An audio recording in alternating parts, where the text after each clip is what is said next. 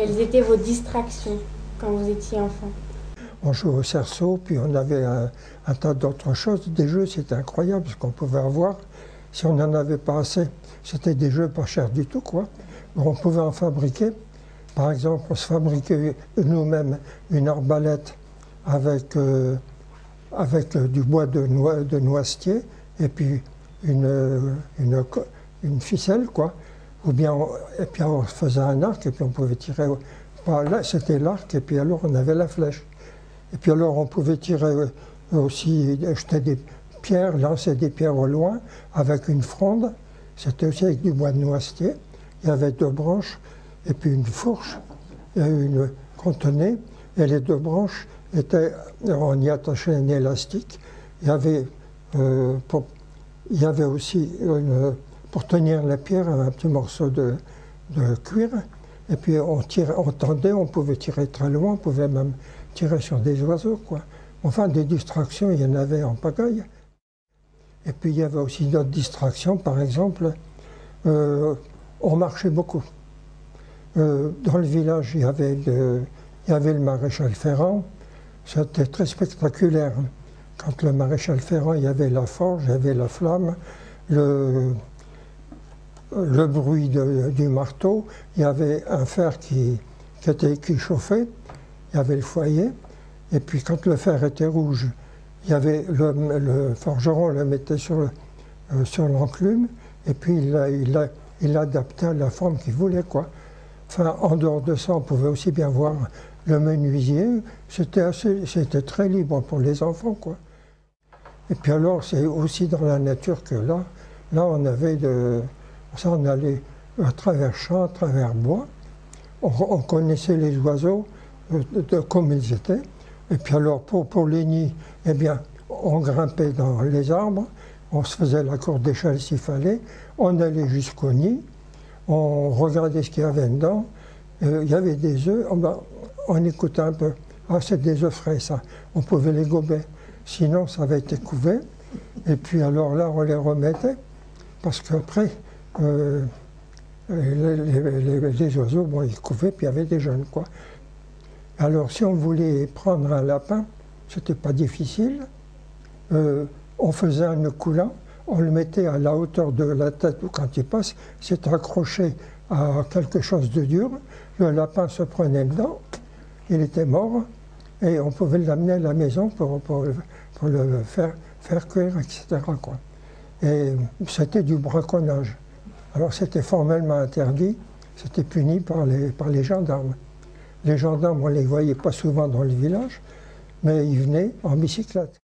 Il n'y avait presque pas de voiture. Alors on ne risquait rien, on jouait à la marelle, même sur la route, on dessinait à la marelle. Il n'y avait pas de voiture, 2 voitures dans le village. Le maire et puis le boulanger. Alors c'était autrement, c'était les chevaux, les attelages, les machines agricoles qui passaient tranquillement. Alors donc les enfants, même petits, ils allaient à l'école tout seuls, quoi. Alors c'était déjà un certain nombre de distractions que nous avions, mais on allait assez loin quelquefois. En route, on pouvait passer auprès d'un étang ou d'endroits où il y avait des vipères. On n'avait pas peur, on avait notre bâton de noisetier, clac, on savait comment les tuer, parce que là, on nous prévenait à l'école que les vipères mordaient et qu'on pouvait mourir.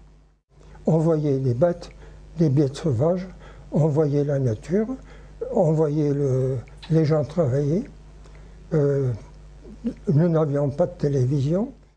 On était dans un pays qui avait vu la guerre de 1914, mais la bataille, ça a duré 4 ans, ça s'est toujours arrêté juste à la limite du village qui était au bas d'un plateau. En se promenant dans les bois, on trouvait des armes. On trouvait des casques, des armes allemandes, pas françaises. Il y avait des casques, il y avait des masques à gaz, il y avait des baïonnettes. Alors, vous parlez de jeux, à quoi on jouait? On jouait à la guerre. C'était tout simple. on s'amusait à faire des tranchées. Il y avait une sablière derrière ma maison. Et puis, mais on ne se faisait aucun mal. Les copains, ils avaient bien gratté les fusils. Avec ces fusils-là, ils étaient prêts à l'emploi. Alors ça, dans les mains de gosses de 11 ans, c'est peut-être pas tellement conseillé, mais je cite un exemple. J'avais un de mes petits copains, là, il était un peu plus jeune que moi. Il avait un bon Mauser, et puis papa et maman étaient dans les champs, comme mes parents aussi. Alors il dit, oh, tu viens, on va tuer le rat. Il y a un rat au grenier, on va le tuer. On est monté au grenier, et puis on n'a pas bougé. On a vu le rat. Alors il avait chargé son fusil. Le rat il passait, il s'est arrêté. Le copain, il a tiré. Mais le rat, c'est tellement vif, on ne l'a pas eu. Mais quand il a tiré, avec le recul du fusil, le pauvre gamin, son épaule est partie en arrière, mais enfin, il n'était pas ému pour autant. Et puis, bon, on est redescendu. Puis, dans la cuisine, je regarde, je dis, il y a un trou. C'était le trou de la balle. Je ne sais pas si les parents se sont aperçus de quelque chose, mais je n'ai jamais eu d'écho à ce sujet-là, quoi. Il y avait une chose qu'on faisait aussi. Il y avait tellement de balles, on enlevait la balle, et puis on vidait la douille dans laquelle il y avait de la poudre. Et puis, c'est cette poudre qui donnait, quand elle prenait feu brutalement, et qu'elle était retenue. Alors, ça avait une force terrible pour tirer très loin, quoi. Mais là, ils enlevaient la poudre, on la mettait en tas, on la brûlait, c'était banal, quoi. Vous aviez des jeux très dangereux. Très juste ce que vous dites, très juste. Mais alors, je ne sais pas comment ça se faisait, mais les gosses étaient extrêmement prudents. Jamais j'ai connu d'accident dans les 2 ou 3 ans où j'ai participé à ce cirque.